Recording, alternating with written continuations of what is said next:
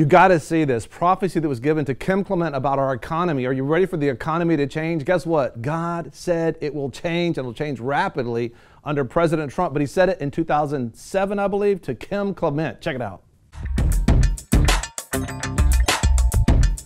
We want to look at the fulfillment of the prophecy that was given by Kim Clement. When you look at the presidency that's in place and the first cabinet meeting of the president, it will just bless your heart, because it's just like, you know, people that know how to do what they're doing. So we're going to go right to President Trump at his first cabinet meeting. You're going to see firsthand, you're going to see who it is, what position they have, what their name is, so you know how to pray for them and also support them. But let's join President Trump at the White House at his first cabinet meeting. Take a look. I think what we'll do, most of you know most of the people around the room, but I'm going to start with our Vice President. Where's our Vice President? Our Vice President. There he is.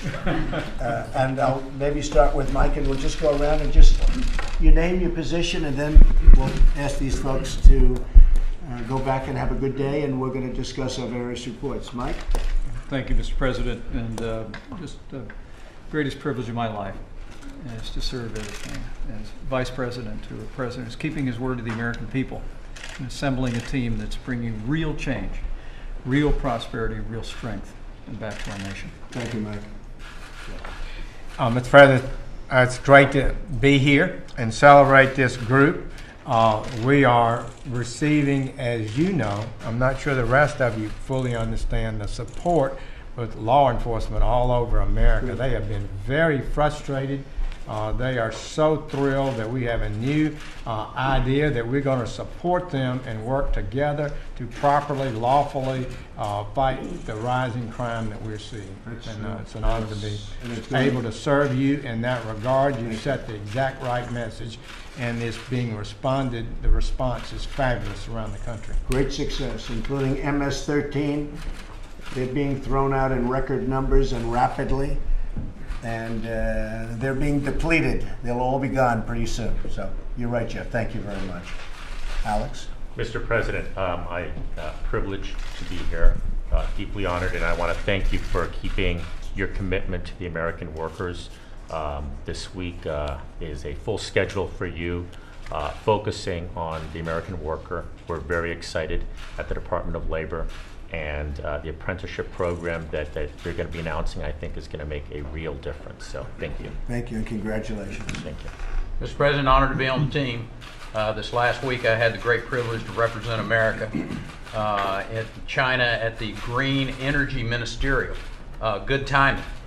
They needed to hear why America was stepping away from the Paris Accord, and they did, and that America is not stepping back, but we're stepping into place and sending some messages that we're still going to be leaders in the world when it comes to the climate, but we're not going to be held hostage to some executive order that was ill thought out. So my hat's off to you for taking that stand and for sending a clear message around the world that America is going to continue to lead in the area of energy.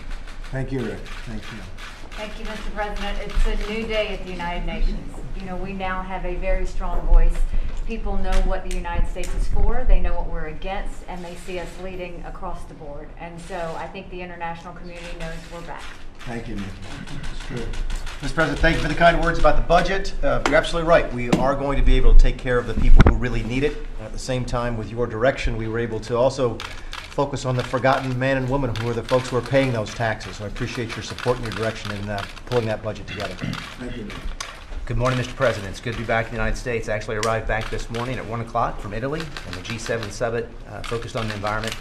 And our message there was the United States is going to be focused on growth and protecting the environment. It was received well. Good job. Good morning, Mr. President. The intelligence community has never faced such a diversity of threats to our country in our lifetimes. We have men and women who are working 24/7, 7 days a week, to make sure that we are on top of all these threats. It's a joy to be working with the people that I have inherited, and we are going to continue to provide you with the very best intelligence we can so that you can formulate policies to deal with these issues. Thank you, Jim. Mr. President, it's a privilege to serve the students of this country, work to ensure that every child has an equal opportunity to get a great education and therefore a great future. President, what an incredible honor it is to lead the Department of Health and Human Services at this pivotal time under your leadership. I can't thank you enough for the privilege that you've given me and the leadership that you've shown. Seems like there's an international flair to the messages that are being delivered. I had the opportunity to represent the United States at the G20 Health Summit in Berlin and at the World Health Assembly in Geneva, and I can't tell you how excited and enthusiastic folks are about the United States leadership as it relates to global health security. Thank you. Mr. President, as your seal on your staff, That's true. and it's an honor to be your steward of our public lands and the generator of energy dominance. I am deeply honored, and I am committed and optimistic that we can be both great stewards and be the world's largest producer of energy. And you can do both. Thank you very much. Thanks. Rex? Mr. President, thank you for the honor to serve the country. It's a great privilege you've given me. Clearly, we are engaged with our allies to ensure that they know where our common interests lie, what our expectations are, that America will continue to be a leader, but they must do more. And they must meet their obligations both from a national security standpoint, but also for creating conditions of stability, prosperity, and for our adversaries. We are engaging and will engage, but they have to know that we will be engaging from a position of strength to protect America's national interest, and we expect to make progress on resolving some of these differences. Mr. President, it's an honor to represent the men and women of the Department of Defense, and we are grateful for the sacrifices our people are making in order to strengthen our military, so our diplomats always negotiate from a position of strength. Thank you. Thank you. Mr. President, thank you for the opportunity to help fix the trade deficit and other things. The other countries are gradually getting used to the fact that the free rides are somewhat over with.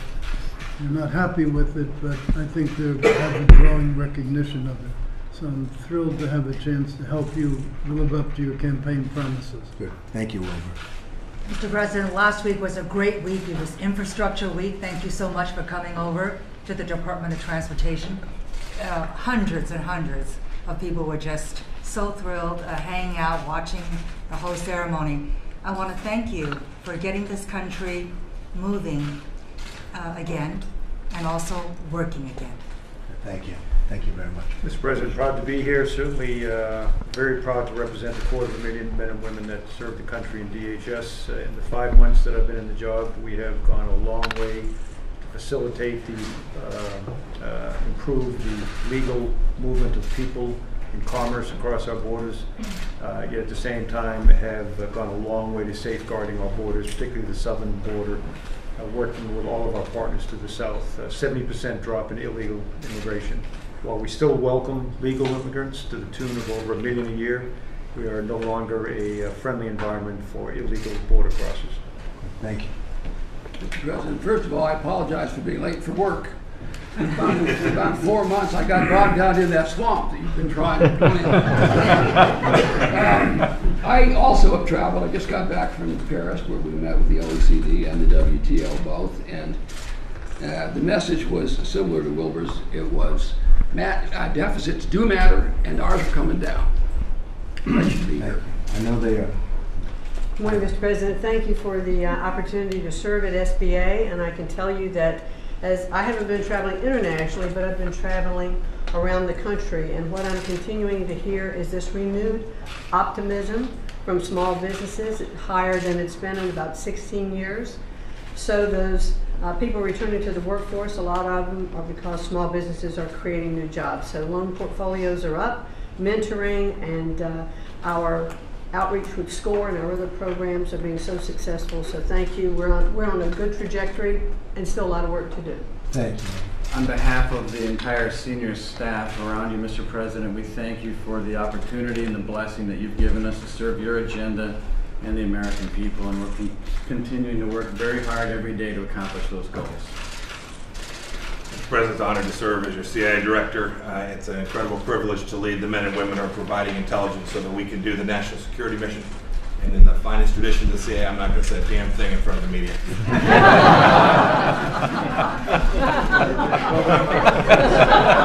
Here, here. Mr. President, thank you for your support and commitment to honoring our responsibility to America's veterans. I know that this is personally very important to you. I have the great honor of being able to represent the 21 million American veterans that have done such great things for this country, and I've worked every day to make sure that we're honoring that responsibility. Thank you. Thank you very much. Mr. President, it's been a great honor to work with you. Thank you for your strong support of HUD and for all others around this table that I've worked with. We're making tremendous progress and converting to a business model. Already seeing tremendous savings there. And this month is National Homeowners Month, and therefore I'll be ringing the bell on Wall Street at 4 o'clock, which means I got to leave at 12. Thanks. Good morning, Mr. President. While we're bragging about international travel, I just got back from Mississippi. I love you there. And I want to congratulate you on the men and women you placed around this table. The holistic team of Working for America is making results in each and every area. Working with Secretary Ross and Ambassador Lighthouse and Secretary Mnuchin and Tom Price and Scott Pruitt. This is a team you've assembled that's working hand in glove for the betterment of America. And I want to thank you for that. These are great team members, and we're on your team. Thank you, sir. Thank you. Thank you, Mr. President. It was a great honor traveling with you around the country for the last year, and an even greater honor to be here serving in your cabinet. On behalf of everybody at the Treasury, I can assure you we are focused on creating sustained economic growth, sweeping tax reform, and fighting terrorism with sanctions and all other programs within our control. Thank you. Very good. Thank you. Thank you all very much.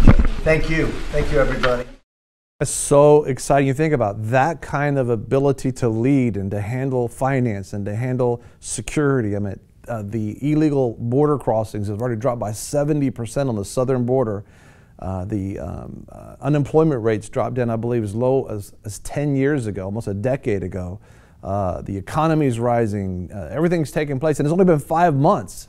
Obviously, this is something the Lord is doing in our nation, and that was an amazing cabinet. What took them so long to come together for their first cabinet meeting was that Congress was delaying all of their approvals, not all of them, most of them, and that's why he said he was late for work, one of the particular guys on the cabinet right there. If you don't know about the cabinet, these are the people that come around the president that help him lead all the parts of the government, your government. So we need to pray for them.